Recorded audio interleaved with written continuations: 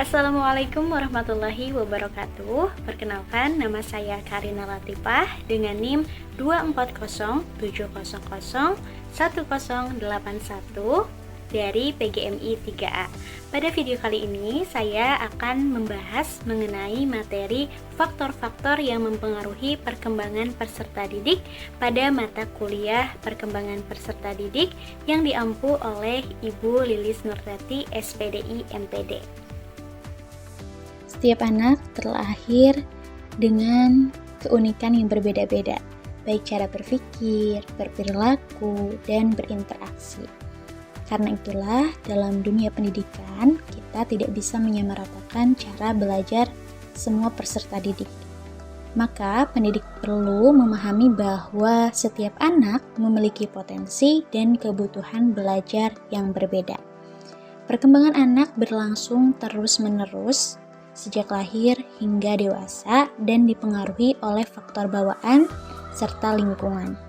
Khususnya pada usia sekolah dasar, pada tahap ini sangat penting untuk membentuk kepribadian dan kemampuan dasar anak.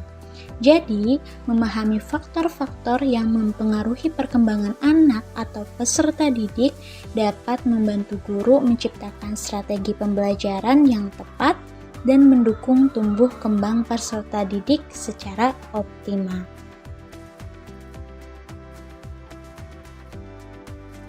Dalam proses kehidupan manusia, ada dua istilah yang sering kita dengar, yaitu pertumbuhan atau growth dan perkembangan atau development. Nah, pertumbuhan bersifat kuantitatif, yaitu perubahan fisik yang bisa diukur seperti bertambah tinggi atau berat badan. Sedangkan perkembangan bersifat kualitatif, yaitu perubahan dalam aspek psikis seperti kemampuan berpikir, berbahasa, emosi, dan perilaku. Nah, keduanya ini berjalan beriringan. Anak yang tumbuh secara fisik juga akan berkembang dalam kepribadian dan kemampuannya. Para ahli memiliki pandangan berbeda tentang apa yang mempengaruhi perkembangan individu. Setidaknya ada 3 teori utama perkembangan peserta didik. Yang pertama ada aliran nativisme yang dipelopori atau diperkenalkan oleh Arthur Schopenhauer, dan teori ini menyatakan bahwa perkembangan seseorang sepenuhnya ditentukan oleh pembawaan sejak lahir. Lingkungan dan pendidikan dianggap tidak berpengaruh. Yang kedua, ada aliran empirisme, dipelopori oleh John Locke dengan gagasan tabula rasa atau lembaran kosong.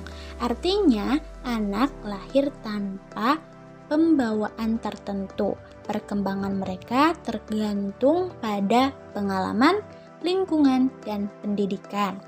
Dan yang terakhir ada aliran konvergensi, dikemukakan oleh Louis William Stern, dan teori ini menggabungkan dua pandangan sebelumnya.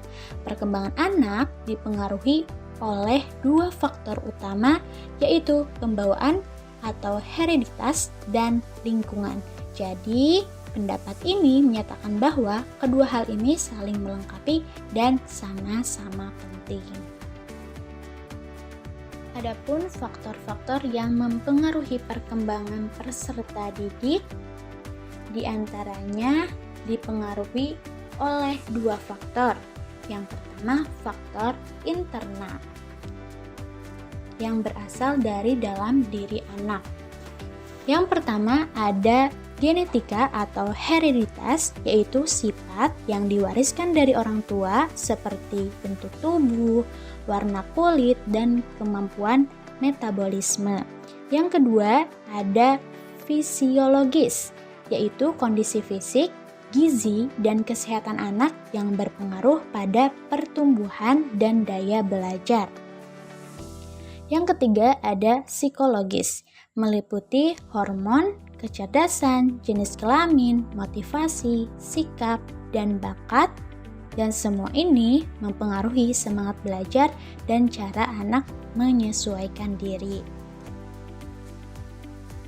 Yang kedua, ada faktor eksternal, berasal dari luar diri anak. Yang pertama, ada biologis, yaitu kondisi kesehatan lahir dan perawatan awal. Yang kedua, ada fisik, yaitu lingkungan tempat tinggal, keamanan, dan juga kebersihan. Yang ketiga, ada ekonomi atau status sosial, di mana kemampuan keluarga dalam memenuhi kebutuhan dasar dan pendidikan. Yang keempat, ada kultural, yaitu nilai, adat, dan tradisi yang membentuk perilaku anak. Yang kelima, ada edukatif, yaitu pendidikan formal maupun informal yang memberikan pengalaman belajar. Yang keenam, ada religius, yaitu lingkungan keagamaan yang menanamkan nilai moral dan spiritual. Yang terakhir, ada lingkungan sosial, baik hubungan dengan keluarga, teman, guru, dan masyarakat yang mempengaruhi karakter dan perilaku anak. Dan semua faktor ini saling berinteraksi dan membentuk kepribadian, kemampuan, dan karakter serta didik. Dari pembahasan tadi, bisa kita simpulkan bahwa pertumbuhan dan perkembangan peserta didik adalah proses yang berjalan terus-menerus mencakup aspek psikis, fisik, dan sosial. Proses ini dipengaruhi oleh faktor internal dan eksternal yang bekerja secara bersamaan. Oleh karena itu, pendidik harus memahami setiap karakteristik peserta didik agar dapat menciptakan lingkungan belajar yang nyaman, fleksibel, dan mendukung tumbuh kembang anak secara optimal.